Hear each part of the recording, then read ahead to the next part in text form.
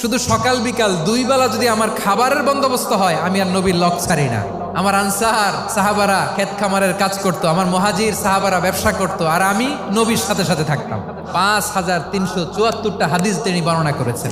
সবচেয়ে বেশি হাদিস বর্ণনাকারী সাহাবী আবু হুরায়রা রাদিয়াল্লাহু তাআলা আনহু। বিড়ালের বাবা কি করতেন? খালি হাদিস মুখস্থ করতেন। হাদিস প্রিজার্ভেশনের কাজে বিশ্বনবী ওনাকে কাজে লাগিয়েছেন। উনি একদিন বলেন, ইয়া রাসূলুল্লাহ আসমাউ মিনকা কাসীরান ফালা আহফাজু। নবী, অনেক কথা শুনি, আমার মনে থাকে না। বিশ্বনবী বললেন, তাই তোমার চাদরটা বিছাও। আবু হুরায়রা বিছালেন। বিশ্বনবী হাত বুলায় দিলেন। এরপরে অনেক হাদিস বর্ণনা করলেন। আবু হুরায়রা বলে, তারপর থেকে বিশ্বনবী যাই বর্ণনা করে আমি শুনি আর একটাও বলি না। এখন সুবহানাল্লাহ। বিশ্বনবী ওনাকে নবীর এই যে লক্ষ হাদিস প্রিজার্ভেশনের এই দায়িত্ব দিয়েছেন সাইয়েদনা আবু হুরায়রা রাদিয়াল্লাহু তাআলা আনহুকে। আপনারা কি খেয়াল করেছেন কত বড় চৌকস ট্যালেন্ট হান্টার ছিল আমার নবী? এক একজনের এক এক ট্যালেন্ট, এক একজনকে এক এক দায়িত্ব দিয়েছেন, এক একজনের প্রতিভাকে এক এক ভাবে বিকশিত হওয়ার সুযোগ দিয়েছেন। আওয়াজ করে বলেন ঠিক কি না?